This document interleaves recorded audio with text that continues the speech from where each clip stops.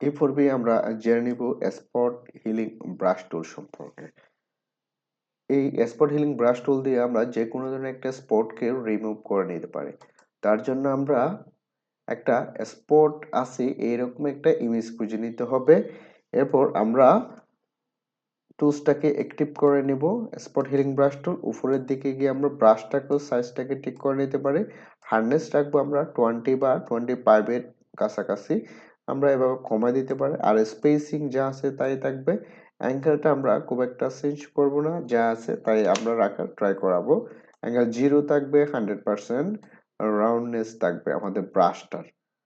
ওকে, এটা আমরা 100% শো করাইতে পারি, কোনো সমস্যা নাই। সরি, জাস্ট এটা 0 রাখি। ওকে, তাহলে আমরা জাস্ট এখানে এসে স্পটের ব্রাশটাকে সেকেন্ড ব্র্যাকেট রাইট দিয়ে অথবা সেকেন্ড ব্র্যাকেট লেফট দিয়ে আমরা এভাবে ব্রাশটাকে বড় ছোট করে নেব। তারপর আমরা জাস্ট স্পটের উপর এসে একটা ক্লিক করব, দেখবেন স্পটটা বেনিশ হয়ে যাবে। এক ক্লিকে যদি না হয় আমরা দ্বিতীয় ক্লিক করতে পারি, বা এখানে ক্লিক করে একটু ড্র্যাগ করে দিব, স্পটটা রিমুভ হয়ে যাবে। এভাবে ক্লিক করে আমরা ড্র্যাগ করে দিব, এভাবে ক্লিক করে আমরা ড্র্যাগ করে দিব, জাস্ট ক্লিক, ওকে, ড্র্যাগ। এক্ষেত্রে আমরা সবসময় এখানে মোডটাকে আমরা রাখবো নরমাল এবং টাইপ থাকবে আমাদের কন্টিনিউয়ার। ওকে, ধন্যবাদ।